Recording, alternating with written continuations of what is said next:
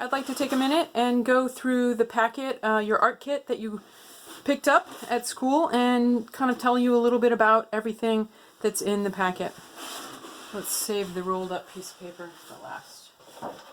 First of all, you received a quart baggie full of different media drawing utensils.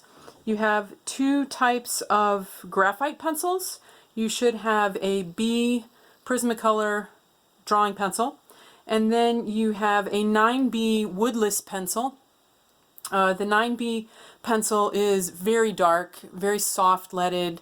Woodless just means that it's graphite all the way out to the edge, so when you sharpen it there will be shavings, but there won't be wood shavings. It's kind of nice. It has a heavy feel. The B pencil is going to be your all-purpose pencil, sort of like your HB pencil, right in the middle of your range. You're going to use these, you'll use them for sketchbook assignments, but you're going to use them for your foreshortened self-portrait project. Just regular graphite, those are.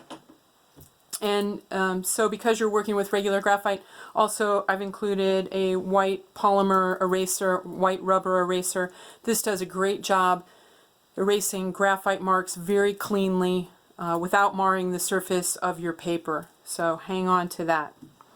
Then you have a variety of charcoals in your packet. You have a package of vine charcoal. Should be about 12 sticks in this package. Vine charcoal is willow branches that have been burned, and it's sort of like your HB version of charcoal. It's very easily changeable. It erases very easily. This is what you always want to start with because for the reason that you can change it very easily. So your vine or willow charcoal. And then you have one compressed stick of charcoal in your package. Compressed charcoal is vine charcoal with a little bit of clay added into it. Makes a very intensely dark mark. It's very difficult to erase.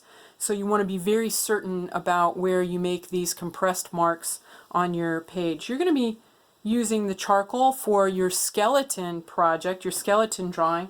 And that's what your big roll of paper is for, the big roll that came in your package. It's charcoal paper. And you're perfectly welcome to unroll that big sheet of paper if you can keep it in a place where you can keep it flat. If you don't have a place like that and you prefer to keep it rolled, it's rolled fairly loosely, it'll be fine rolled. Just make sure you set it aside, keep it someplace safe where it's not going to get messed up.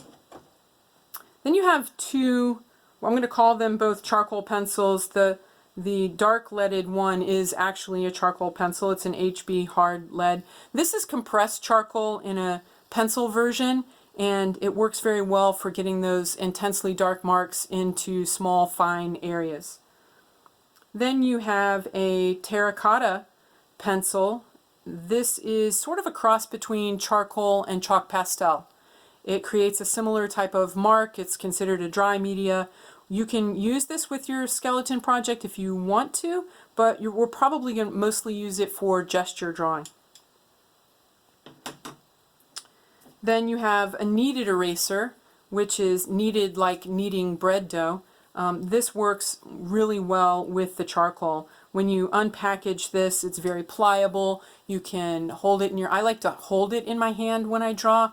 I squeeze it and knead it a lot to keep it soft so I can change the shape when I want to. And as you knead it, it's sort of self-cleaning. It kind of cleans itself, but this is your kneaded eraser. Use it with your charcoal.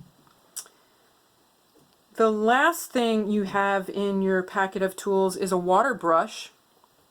This water brush has a brush tip and it has a reservoir for water that you can fill with water. You could fill it with ink if you have ink at home, but I've included a tube of watercolor paint.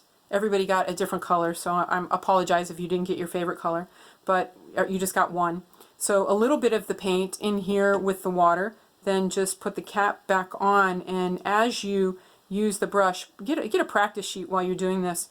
Just give it a little squeeze. You're going to be able to get brush strokes when we gesture draw. So one water pen for your use.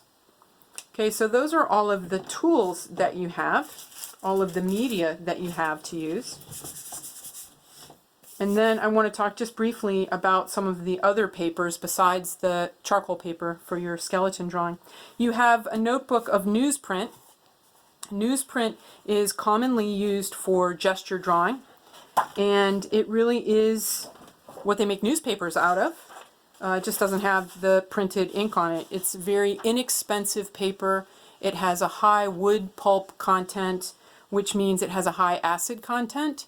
So if you've ever seen a yellowed newspaper, the same thing will happen to this over time. It will yellow because of that high acid content. It's not an archival paper. It's not used for long-lasting projects. It's used as paper that you would use for an exercise. So that's exactly what we're going to be doing with it. You're going to be gesture drawing on your newsprint. You know the movie Pulp Fiction? Well, Pulp Fiction is a term that denotes little paperback books that were fiction books, very inexpensive dime store novels. And they were inexpensive because they were printed on wood pulp paper, and that's exactly what this is. Those types of paperback books, frequently the pages yellow. Eventually it will yellow so much they'll crumble, but this is what we're going to be using this for, our gesture studies. You have another sketchbook in your packet that has this tan covering.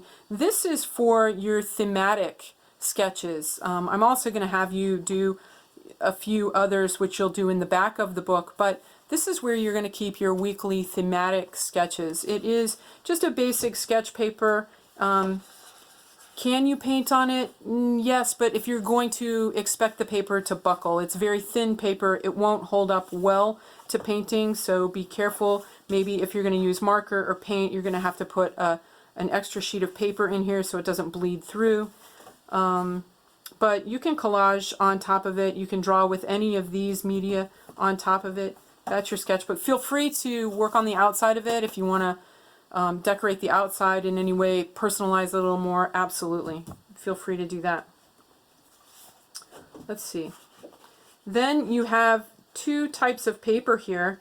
One is a little bit bigger. The bigger sheet of paper I want you to reserve for your foreshortened self-portrait project. We're going to do that in graphite.